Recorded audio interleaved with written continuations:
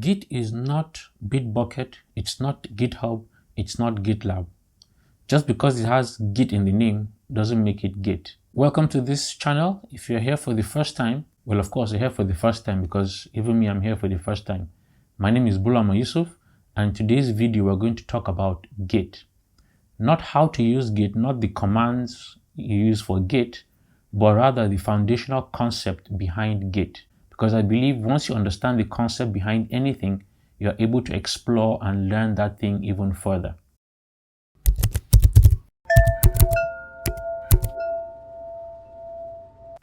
So this video is for beginners, for those who are just starting out and trying to figure their way around Git, what it is, how it's used, and why is it even used.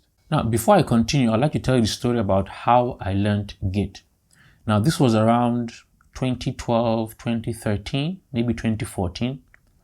I heard about Git, but never really used it. At work, what we used then was SVN.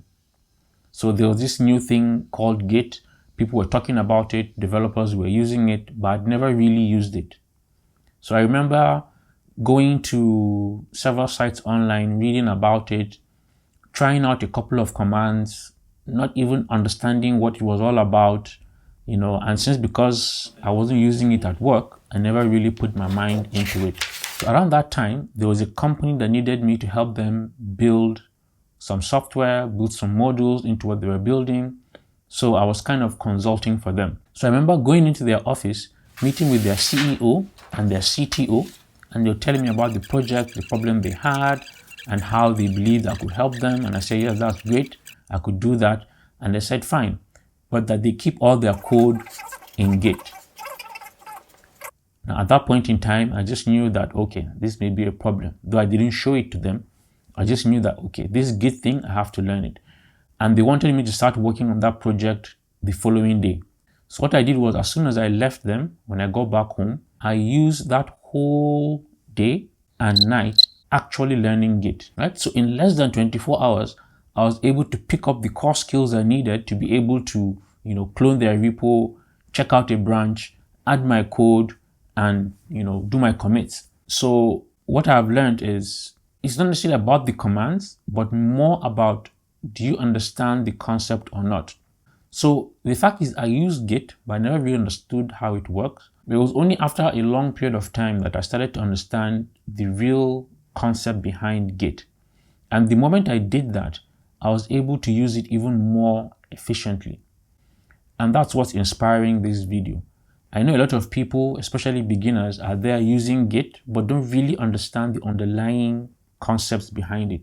So this video is aimed at giving you that understanding, so it's easier for you to use Git and probably even make you better at using it. So Git is a distributed version control system that tracks changes in computer files, mostly used by developers to coordinate their work. So why do developers use Git? Developers use Git so that they can coordinate their activities. When you have a single code base and several developers contributing to that code base in order to achieve a particular outcome, Git often allows them to track changes in these files, coordinate their work, and keep everything in a single code base. Now let's look at this example. Let's say you have 3 people that are working on a single website project. So they have a code in a particular folder. So the first challenge you see is you have this code on the computer of one of the developers. For the other 2 to work on this same code base, this developer will need to give them a copy of the code for them to work on, which is fine. So developer A does his work, developer B does her work, developer C does his work as well. So because they need to put their work back together into a single project, a single website, you may run into the problem whereby these developers make changes in the same files. The challenge you're going to have is by the time you try and bring these changes back together into a single code base, you may not know how to put these changes together because you have 3 different copies of that same file, right? So bringing them together would create a challenge for you. And this is what a version control system does. It helps developers to track changes in files such that you have a single code base. Each developer can make a copy of that code base, make changes to any of the files they need to, and Git will let you pull all those changes back together into a single code base. That's what Git does. Earlier, I told you that Git is not GitHub, it's not Bitbucket, it's not GitLab, it's not anything that has Git in the name. What those services are hosting platforms for Git.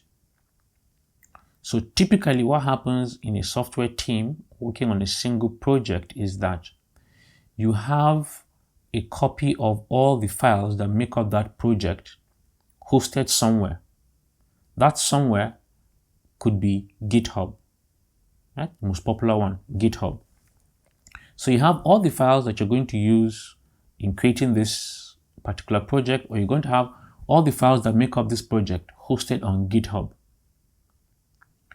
Now, each developer, regardless of where they are, can make a copy of this code base onto their own local system, which means they now have a local copy. So each developer will have a local copy of this single code base that is hosted online, commonly referred to as the remote repository. The local repository is your copy of that code base. So what Git does is, Git keeps all your files, let's imagine it in a single container. That single container is referred to as the repository. Now, inside this repository, Git allows you to keep copies of your files in branches. So you have your remote repo, your remote repository. Inside there, you have your code base, but this code base or these files that make up your project can be found in different branches. Now, you as a developer on this team, for you to use this code base, all you need to do is make a copy of the code base, copy of the remote code base to your local system. And that's what's referred to as cloning. So when you clone a repository, you're taking that remote repo and making a copy of it onto your local system. Now, once it's on your local system, you have an identical copy of what is on the remote repository. So on your local system, you can move between these branches. So remember, it's a repo that contains several sections, and these sections are referred to as branches. On your local system, you can switch in between these branches. That's when you hear check out branch in Git. So whenever you check out a branch, it means you're switching from one branch to the other. So when you switch into a branch, you have the full copy, all the files that make up that project are most likely going to be in that branch you check out to.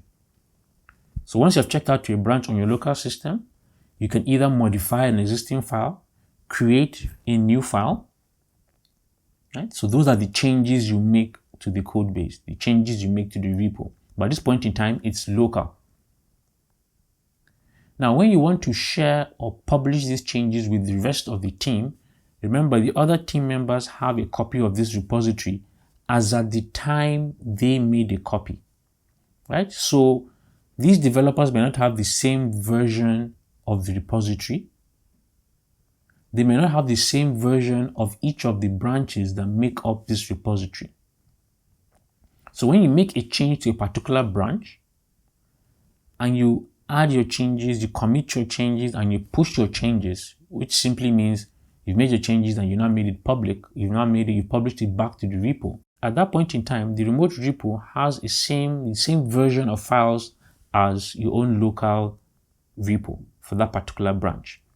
But remember, the other developers don't have a copy of these new changes you've added until they go to the remote repo, pull that code into their own local repositories. So this cycle of cloning a repo, checking out a branch, adding changes, committing those changes, and pushing those changes back online, sharing with the rest of the developers, is being done simultaneously by every member of that particular team. So you can easily see how things can get complicated, right? several people making different changes, the same code base and different branches for the same project.